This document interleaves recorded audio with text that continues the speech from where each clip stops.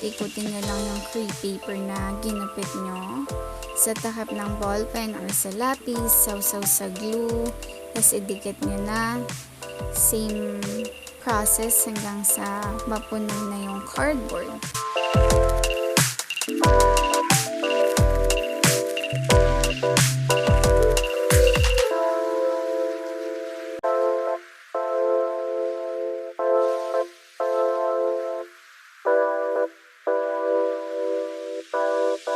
Ayan, we're almost done.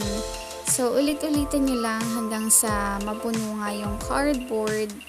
It will take time, pero worth it kasi nakakalibang din siya. Ayan, we're done. If we fill in na lang yung mga spaces na wala pang crepe paper.